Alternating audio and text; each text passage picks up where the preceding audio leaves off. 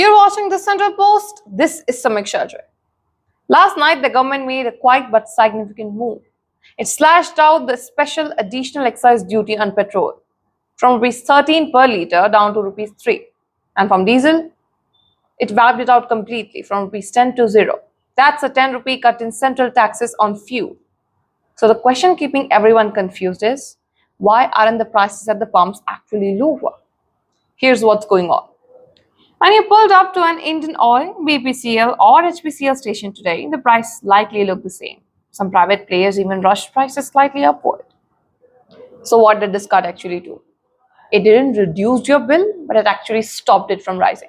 Because behind the scenes, oil companies have been under serious pressure, absorbing losses that can't continue forever. If nothing had changed, prices were likely heading for a sharp increase. This is where the government stepped in.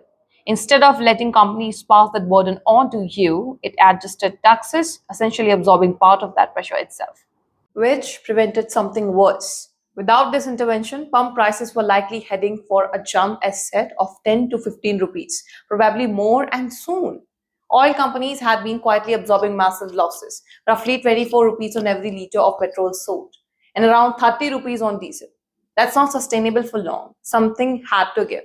The government's move essentially absorbs that gap through the tax side.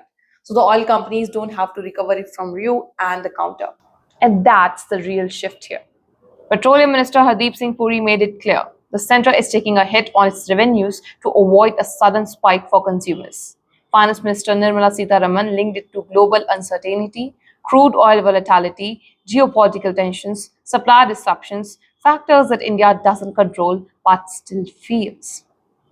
So yes, this move does make sense, but it also raises bigger questions. For how long can this continue?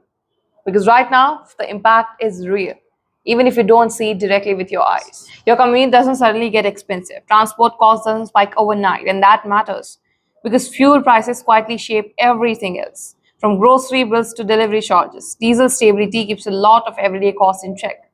For truck drivers, farmers, and small businesses, this isn't minor. It's a buffer that keeps the expenses from jumping overnight. In short, it hurts everyone. You, me, everyone.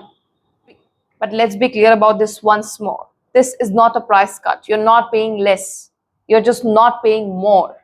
There's no immediate relief, just avoided pressure. And going forward, the situation stays fragile. Global crude is still unpredictable. State taxes on fuel still vary across India. And this duty cut, it's a cushion, not a permanent fix. If oil prices stay high, the pressure returns. So, the headline today isn't savings, it's stability. No sudden surge, no immediate relief, just a controlled pause. That's for time being. Because in current situation, that in itself is the story. So keep watching the Central Post and we'll keep you updated with whatever else comes up.